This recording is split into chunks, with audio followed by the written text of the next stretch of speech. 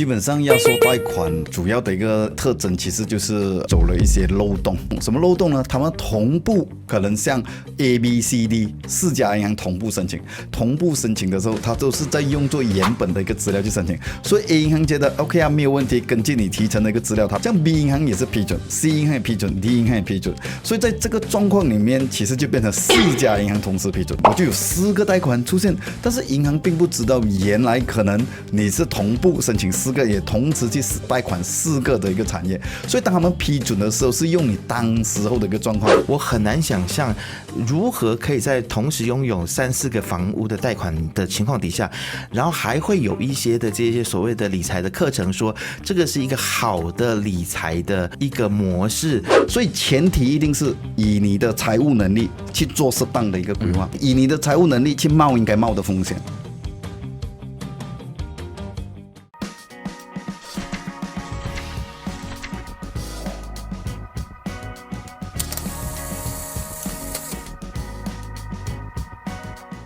嗨，你好，我是能杰。这个时候你在收看以及收听的是由 BFM 财经所制作的自由时事。今天呢，我们要来探讨房市中不可告人的房贷秘密与危机。那其实从2010年开始呢，马来西亚的房市其实是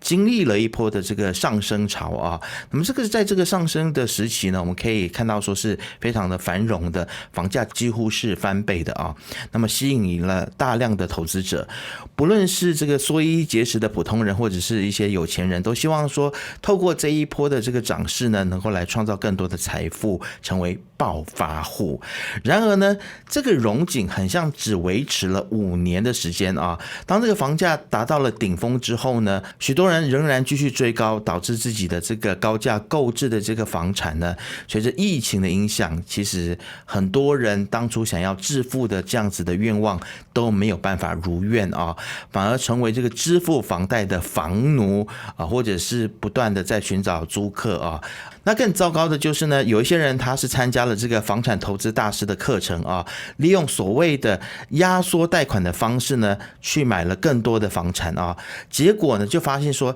他自己的经济情况根本就没有办法偿还这些贷款。那除了要去负担这个高额的贷款之外呢，他们还要去寻求租客来减轻房贷的压力。那么其实如果你是幸运的人的话呢，你可能可以熬过几年，因为可能你有父母的帮忙。但是有一些人并不是那么幸运呢，他可能就因为他的这个房地产被银行拍卖而陷入了困境。那甚至有些人他是被判入了穷籍啊，因为破产了。所以这些所谓的压缩贷款，它究竟有怎样子的危机呢？那这些所谓的 guru 或者是房地产大师的话，真的能够听吗？我们今天很荣幸就邀请到了曼悦理财教育中心的周志强周大哥，再次的回到我们的节目当中，来跟我们谈谈这个压缩房贷带来的这个理财的危机。来，周大哥先跟我们的观众打个招呼。Isaac 好啊，所有在线的朋友大家好啊。我们申请贷款的话呢，其实是需要这个银行他们非常缜密的去审批啊。对。其实压缩贷款为什么这样的东西会出现？然后它又带来一个怎样子的一个效应？基本上压缩贷款它主要的一个特征，其实就是我只能讲它可能就走了一些漏洞。一般上当你在申请贷款的时候，其实银行一定会有一个程序去进行的。基本的程序就是它需要你还是 submit， 就是提成所有相关的一个文件，去证明你的收入 ，OK， 证明你的收入，证明你过去的这个记录，所以它会检查你的 secret 啊、你的 CDOS 啊各方面的一个东西，包括你还款的一个能力，它都会去检查完了。这样基本上所谓的这个压缩贷款呢，当你在所谓的申请的时候，它是跟普通申请一样的，你跟 A 银行申请、B 银行申请、C 银行申请，每一家银行它都会去经过相关的一个审查的。当它审查了文件过后，它才批的。这样压缩贷款的一个出现是怎样的一个情况呢？他们就是取了漏洞，什么漏洞呢？他们同步可能像 A、B、C、D 4家银行同步申请，这样4家银行同步申请的时候，它都是在用作原本的一个资料去申请。所以 A 银行觉得 OK 啊，没有问题，根据你提成的一个资料，它批准。这样 B 银行也是批准 ，C 银行也批准 ，D 银行也批准。所以在这个状况里面，其实就变成4家银行同时批准，或者3家银行同时批准，可能是一样的 project， 或者可能不一样的 project 都有可能这样子的一个情况。过去的人一般上是我是想要买屋子，我申请3家银行，到最后我看哪哪一家咯，对不对？哪一家给的 offer 最好这样子的情况，这就正常的一个操作嘛，对不对？可是后期就是有一些人起漏洞说，我就是买3间，这样我跟3个银行申请 ，OK， 我买4间跟4间，这样之后4个银行批准，我就有4个贷款出现，但是银行并不知道原来可能你是同步申请4个，也同时去贷款4个的一个产业，所以当他们批准的时候是用你当时候的一个状况，他们不知道你是同步进行这个东西，所以很多人在做借贷的时候，他就起了这个漏洞，因为银行之间，因为你还没有正式进入 Secret， 你还没有进入 CDOS 嘛，你整个的这个贷款，所以在那个空间期的时候，就是在那1-2个月里面同步去做这个东西，所以它就形成了这个所谓的这个压缩贷款的同步进行这样子的一个情况。了解，所以意思也就是说，这个压缩贷款呢，它就像是一种漏洞，但我真的很难想象，居然有人去鼓励要去走这样子的一个漏洞啊，而且它究竟会对于我们就是个人理财造成一个怎么样子的影响？这个我觉得是今天非常重要，我们要来讨论的啊。但是我想问说，其实现在根据这个国行的这个贷款政策呢，凡是购入第3间屋子，只能够获得70%的贷款啊。所以那用压缩贷款的方式，它是否是合法的呢？因为它是一个漏洞嘛，现在很像是还没有去填这个漏洞，而且像刚刚您所说的，它是同时去申请，对，所以这个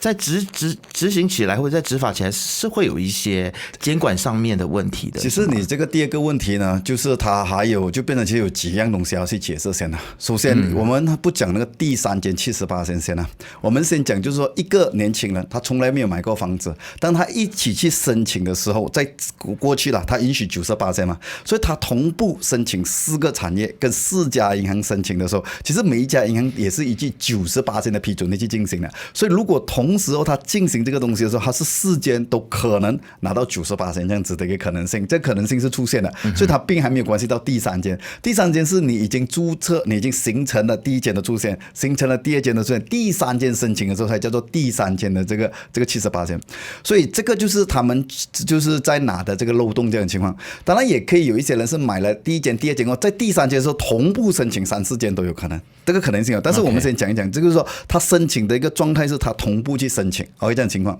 这样这个东西犯不犯法呢？讲老实，我不管从法律的角度可能由律师去确定，但是如果我从基本我们对于这个道理或者理论的角度来讲，它其实肯定是违规了的。所以现在银行也是察觉到这个问题，所以在银行在现在你申请贷款的时候，他一定是问你的，你是否有拿其他贷款？如果你同步申请其他贷款，你没有承包，他即使批准了你，他以后还可以取消。现在他已经是这样子，因为他已经察觉到这个问题的一个严重性，所以他已经是不允许你去同步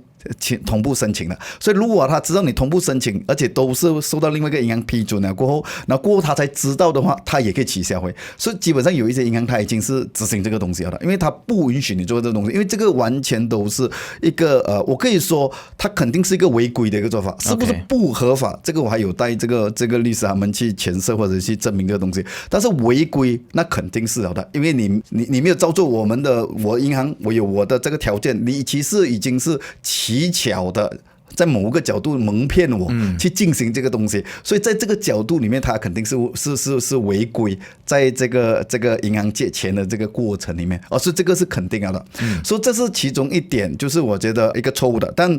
是不是会造成就是法律上的职责？So far 我又还没有真是明确的看到这样子的一个情况啦。OK， 就是因为这样子的一个压缩贷款，然后受到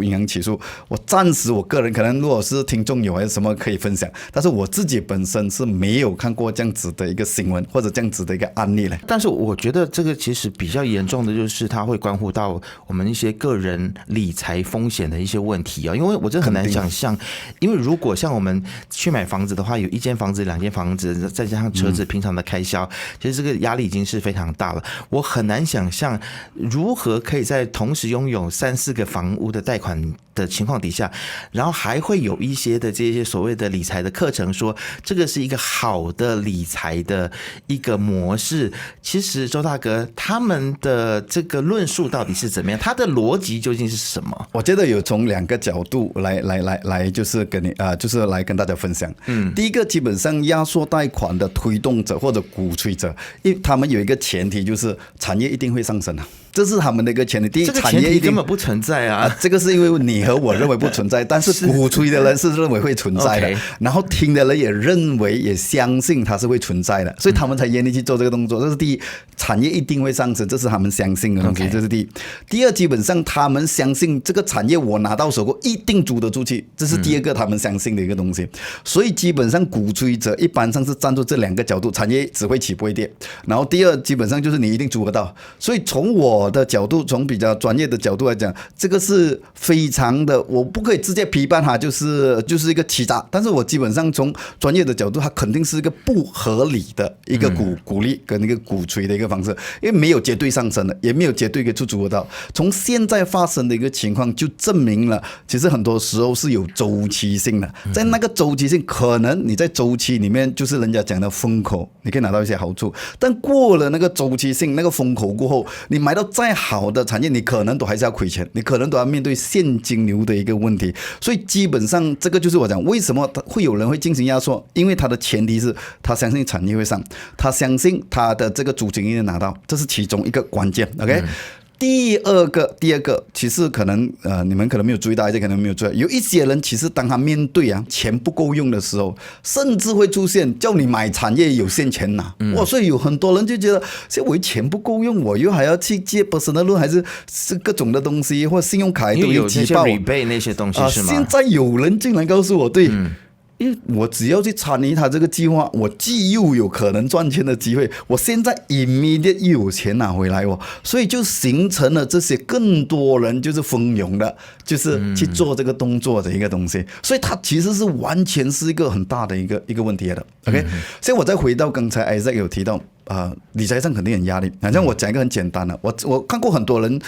甚至有一些先抽，我看到你们可能都看过，他讲哇，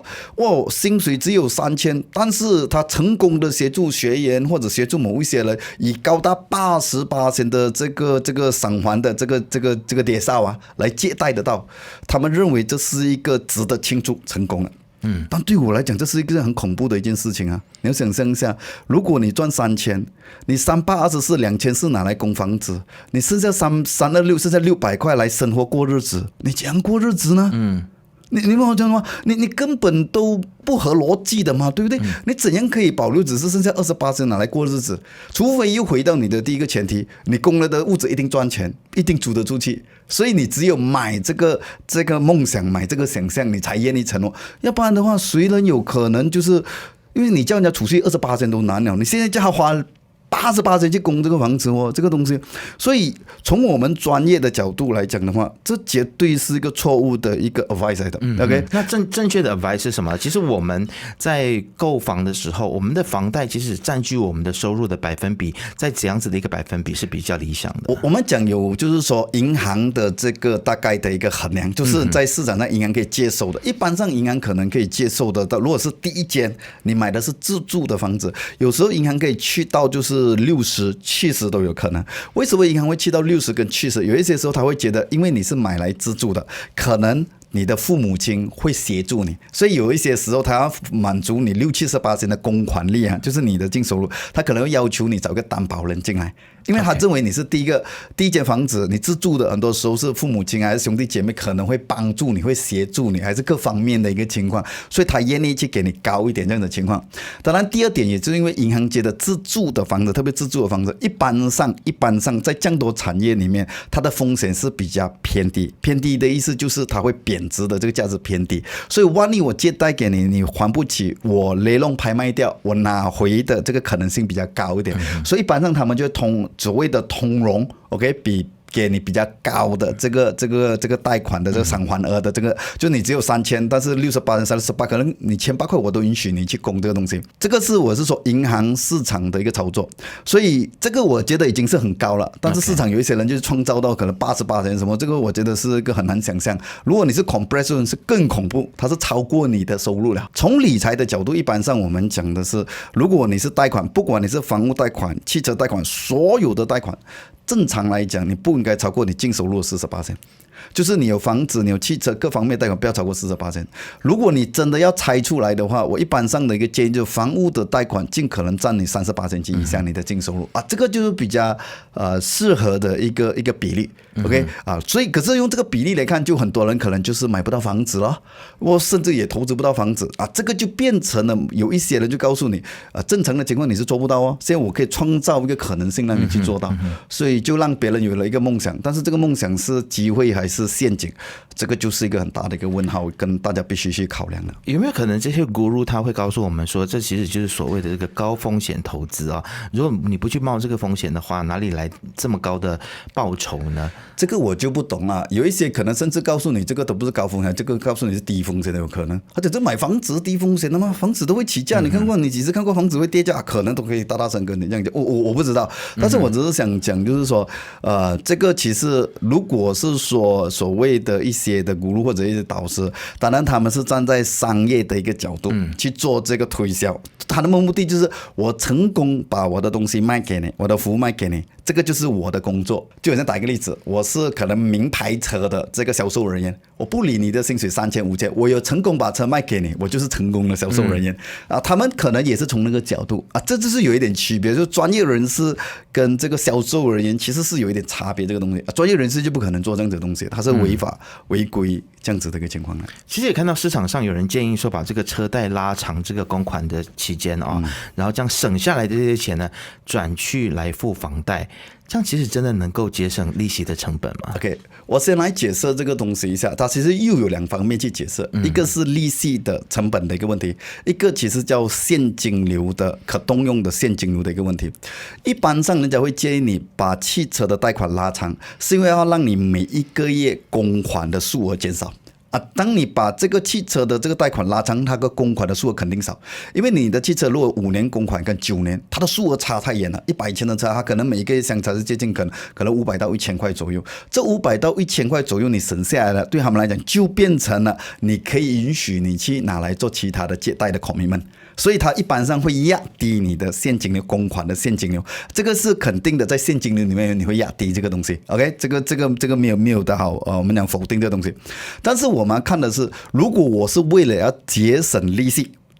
而来拉长的话，那是错误的一个做法。为什么我讲错误的做法呢？因为汽车借贷一般上都是叫简单利率。简单利率的意思是它不像房屋贷款，房屋贷款的话是我欠银行500千，银行就根据今年我欠500千的利息来做计算，那个就是你的利息成本。如果我的利息是5%千，我欠银行500千，我的今年的利息成本就是20千，就是这样子。汽车借贷有点不一样，我今年欠银行100千，如果它的简单利率如果是4%的话，我们以为是我欠他100千，我今年利息应该是4000块，对吗？可是汽车借贷不是，汽车借贷是如果你借7年，你借9年，它是4%直接乘以4年9年，然后直接加在你的借贷里面，所以它的借贷成本一般上肯定是比较高。所以对于普罗大众，如果要知道汽车借贷的比较的有效利率，我想讲，你只要乘1.8。或者1.9左右，它就是有效。所以也就是说，简单利率它 offer 你4%，你乘以1.8、1.9就等于7点多啊，大概是作为一个简单的一个参考的一个角度这样子的情况。但这样子的做法是不是会有一些什么样子的理财上面的风险呢 ？OK， 我们理财上一般上的一个考虑是这样子。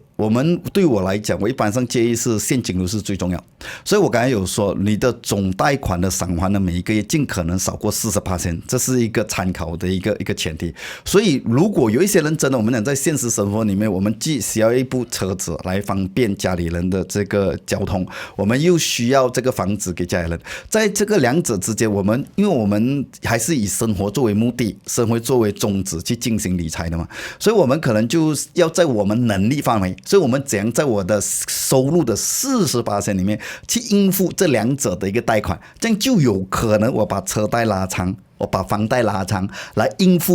以我的财务能力来应付现在我的一个需求。你从这个角度出发是没有问题的，但是千万不要以就是我要省更多的利息去做这个东西啊，这个就是完全错误的想法。那么再回到我们今天说的这个主题就是这个压缩贷款呢，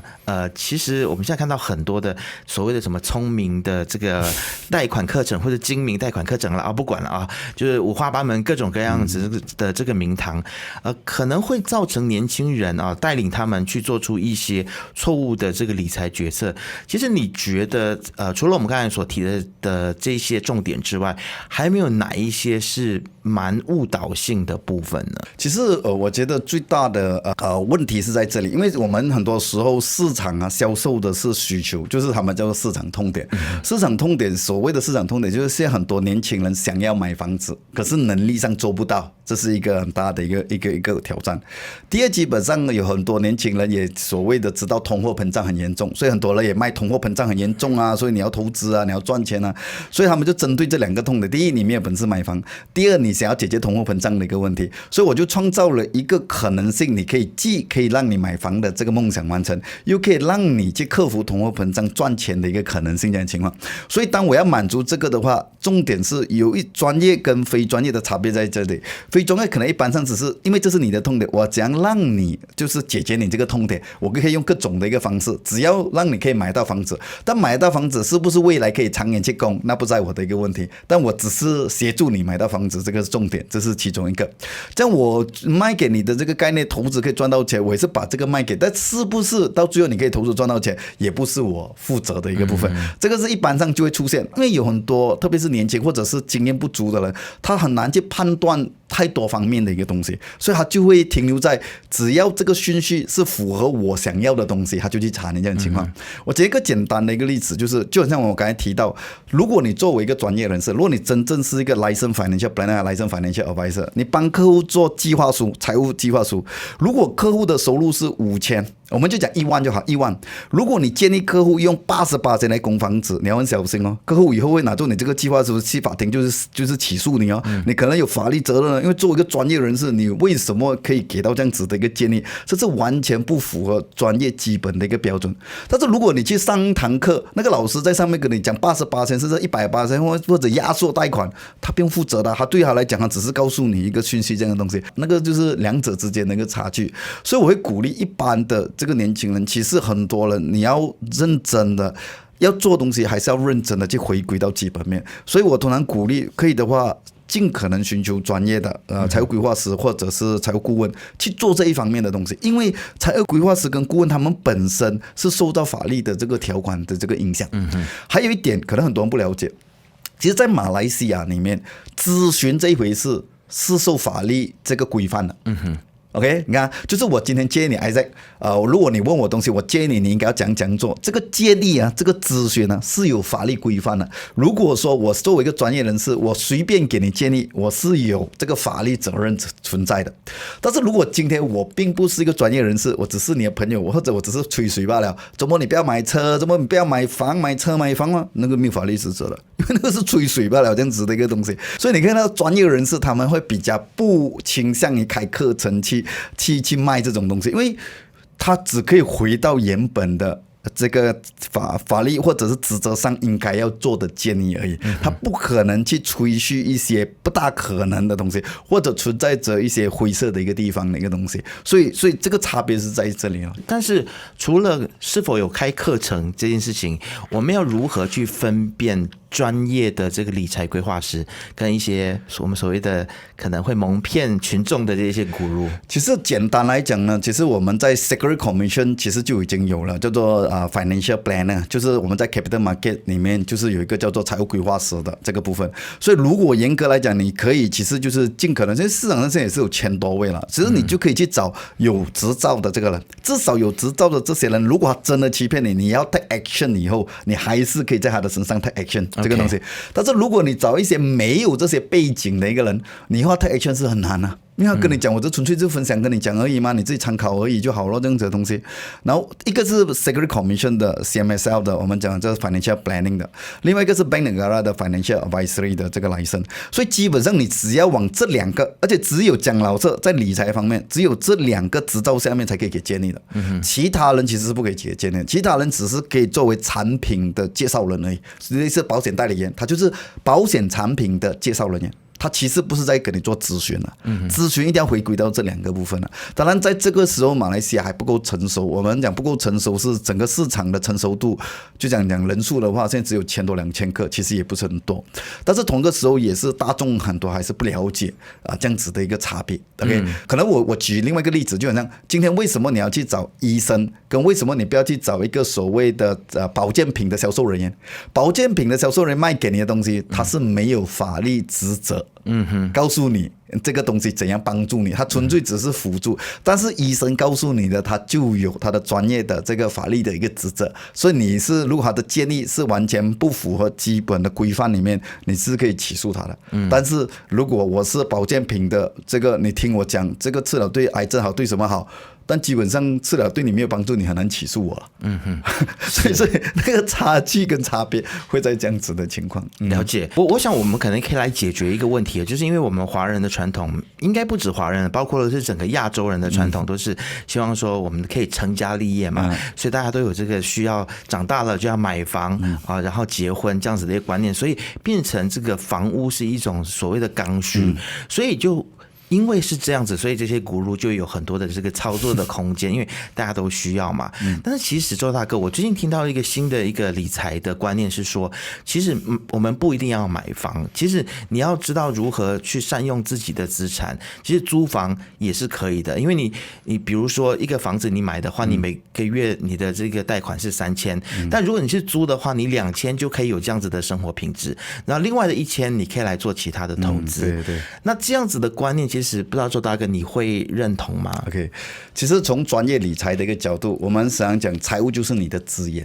所以从我们的角度，怎样极大化你的资源，善用你的资源，这个是关键。善用你的资源来满足什么？满足你人生不同阶段的一个需要。这个是关键的一个所在。当我们从这一点来看待的时候，我们就不会局限于现在有一些人讲的，必要买房还是租房这个东西。为什么我要这样子先前提讲这个东西？有一些人，因为我看到社会上更多的人是这样子啊 ，OK， 他基本上他就会借助，是说我应该要租房就好，这样我有剩余的钱，我可以做其他的投资。这个理论上，如果你真的把剩余的钱去做其他投资，这绝对没有错的，包括你去创业，包括你去进修这个东西。但是更多的人，我看到很多时候借由这个，其实是找一个更好的理由，没有让自己有承诺在自己本身的这个理财上，这个才是更可悲的一件事情，这样子的一个情况。所以我的意思是这样子：如果说今天你的资源里面，你大概是有40-50%是可以拿来做储蓄投资的，40-50%呢，包括你供房子的一个东西，就讲50%就好。你这50%可以投资，可以买房，可以做各种的一个选择。这50%严格来讲的话，你应该认真去思考，你怎样去分配这50%，让你的未来5年、10年变得更好。如果你有做这个计划书的人，你才可以告诉我，或者我们才可以确定租还是买好。如果你没有做这个计划书出来，你跟我讲租还是买好，我觉得那都是以偏概全，这是很危险的这个决定来的。所以一般上我们从专业角度，我就会告诉客户，你一定要把你的时间线，你拉不到10年，你至少拉5年来看一看这个东西。你拉了这个5年来看的时候，你就知道你现在要做什么。这样你跟我讲，好，我现在还是要租，我要把剩下的钱拿来投资，很好啊，鼓励你去做。这样子1年过后，我再来回来检讨的时候，你有没有把这个东西做好？第2年回来有没有做好？第3年回来有没有做好？你看到，当你有把它的这个东西做好过后，你3年过后你就有选择权，要买房还是要继续做其他投资都可以。最担心的就是你没有把这个做好，所以在3年过后你转回身，你还是什么都没有，这个才是最大的一个问题。这样子的情况，最重要的就是我们还是要有财务纪律啦，对不对？对，理财的纪律，你不能说好我不买房子，结果你把那个本来应该投资在这个房产也好或者其他地方的钱，结果都拿去花光了。对啊，这个其实就是对未来的生活其实就没有什么保障了。可我补充一点点，为什么呢？因为这个是一个 hot topic 来的。所以一般上我在年轻人的场合里面，我讲老实，我现在我的差距我的范围里面，或者我看的年轻人，很多人毕业出来工作，其实没有什么目标的。他们的目标就是看环境了，环境叫他做什么就做什么，他没有清楚的目标，未来5年要做。如果他有清楚的目标，未来要创业什么，这种年轻人根本不用去担心他要租还是要买这个东西，这个是很容易选择。更多人是不懂要做什么，更多不懂要做什么的话，在某个角度里面，房子还是就像刚才你讲的，我们很多在情感上或者在人生的规划上，在这个阶段还是变成是一种像某个角度是刚需。所以当你不懂要做什么的时候，我有时确实会鼓励年轻人用3-5年的时间里面去买你的第一个房子。你也要记得，买房子不等你就等于房奴，房奴是你自己套在你身上的。买了房子你可以卖掉的，你可以再贷款的，你为什么要把它当作是房奴？那个不是说判你坐牢的一个东西啊，会变成房奴或者变成其他的问题，什么？它变成严重的贬值，或者它变成就是你用压缩的方式去买，造成自己本身不必要的财务压力。所以前提一定是以你的财务能力去做适当的一个规划，OK， 以你的财务能力去冒应该冒的风险啊，这个是正确的一个做法啊，这是我们从理财的角度来谈这件事情。但是如果我现在要买房子的话，那我需要去把我的 EPF 拿出来买房子。但是这个如果放在 EPF 的话，它每一年有5%、6%的这样子的一个利率的话，但是买房又不一定有这样子的回酬的时候，我应该如何做选择 ？OK， 其实你看啊，从理财的角度，公积金是你的退休金吗？如果公积金是你的退休金，在你的真正做财务规划的时候，公积金是你退休金，严格来讲，你不应该拿那个钱来买房子了。严格来讲，你不应该拿那钱来买房子，所以也就是说，那个退休金你应该有退休金的一个计划的一个规划，买房子应该要有买房子的一个规划。但是因为当我们在买房子的时候，因为我们在生活有一些时间的局限，我们没有办法，我们确实需要考量的一定要房子，或者在时机上，这样子公积金是在那个时候给我们协助我们，让我们先完成这个方式，可以吗？这个可以，这个考量点可以。从这个角度出发的话，你会看到啊，我一直在谈的理财的目的是以你的生活目标为主，以你的生活目标为主。你先搞清楚生活目标要什么，你才来看我可以用什么方法创造最高的价值回来，我用什么样的一个投资。所以我们是把人生的或者财务上的 objective 先define先 clear 先，我们才来讲选择什么投资，你才有资格讲你要投资高风险低风险什么。可是如果你连这个都不确定，其实严格来讲你并没有资格，特别是拿高风险的一个东西，你基本上是在那个投资产品上投机，你基本上是在你的人生里面投机而已，就是这样子。了解。好，今天我们聊到这个压缩贷款的这个部分，然后后面也延伸了关于一些买房的讨论。最后的最后呢，其实现在还有哪一些你看到的这些guru，可能现在有的哪些手法是你也想要在最后来提醒我们大家的，以避免我们大家再陷入这个财务跟理财的困境。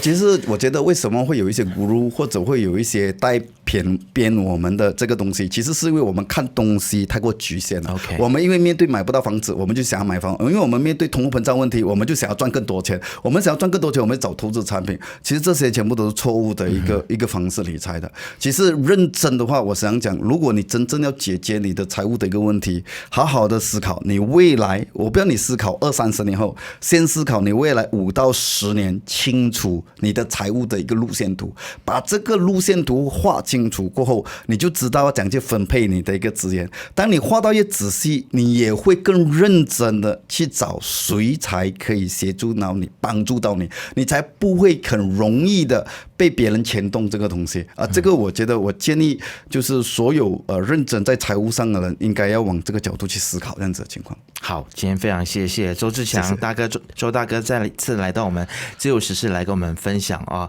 让我们真的是可以参透很多的这个迷思啊。那对于今天我们所聊到的这个压缩贷款跟房市之间的这样子的一个事情呢，不晓得大家有什么样子的意见，都欢迎大家可以在下面来留言来告诉我们。正在 YouTube 观看的朋友呢，一定要记得要订阅、按赞、开启小铃铛，就会看到我们所有最新的影片。我们下次见。